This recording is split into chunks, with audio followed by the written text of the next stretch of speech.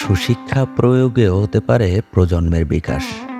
বাংলাদেশের শিক্ষার সাথে সুশিক্ষা কথাটা অনাকাঙ্ক্ষিতভাবে জড়িত।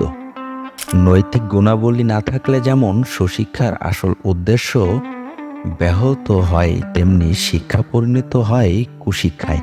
প্রকৃত শিক্ষায় আসল উদ্দেশ্য হচ্ছে মানুষের মধ্যে আচরণগত পরিবর্তন, মনুষ্যত্ববোধ জাগ্রত করা, সুনাগরিকে পরিণত হওয়া, যা চলমান জীবনে প্রতিফলন হয়ে দেশ ও জাতির উন্নতিতে অবদান রাখে।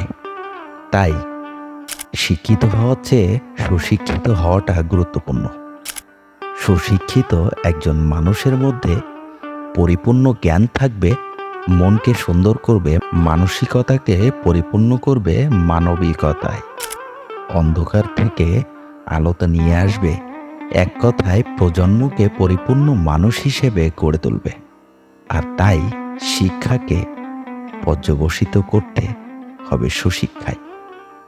সুশিক্ষার অর্থ হচ্ছে শিক্ষার এমন এক অবস্থা যে শিক্ষার্থীদের সুনাগরিক হিসেবে গড়ে তোলে।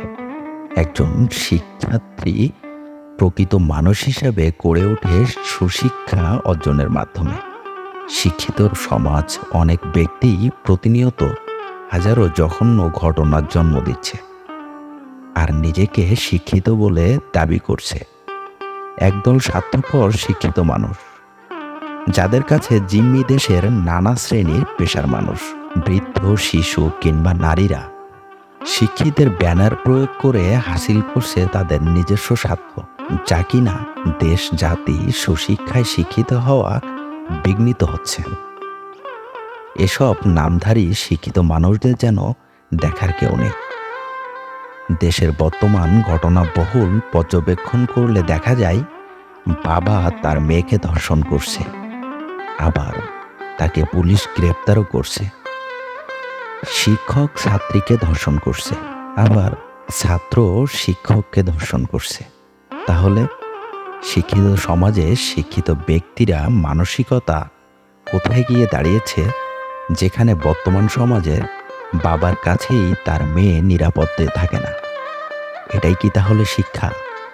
যেখানে বাবা মায়ের কলিজার টুকরা শিক্ষিত সন্তান তার পিতা মাতাকে রেখে আসে বৃদ্ধাশ্রমে। শিক্ষা নামক শব্দকে ব্যবহার করে শিক্ষিত নামক লোগো লাগিয়ে ঘুরে কিছু শিক্ষিত মহল, আর এর মারাত্মক ফলাফল হচ্ছে এসব ঘটনাগুলো।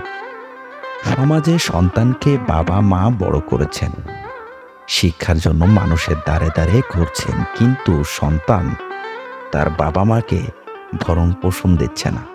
তাহলে এখানে আমাদের শিক্ষার আলো কোথায় গেল? যদি শিক্ষার বদলে মানুষ সুশিক্ষা অর্জন করত, তাহলে হয়তো নারীরা লাঞ্ছিত হতো না বিবাহ বিচ্ছেদ, পরকীয়া, শিশু ধর্ষণ কিংবা পরম মমতাময়ী মাকে থাকতে হতো না বৃদ্ধাশ্রমে। বন্ধুরা, কেমন লাগলো ভিডিওটি অবশ্যই কমেন্ট বক্সে জানাবেন। আমার ভুল হলে আমার ভুলগুলো ধরিয়ে দিবেন। আজকের মতো এই পর্যন্তই। আল্লাহ হাফেজ।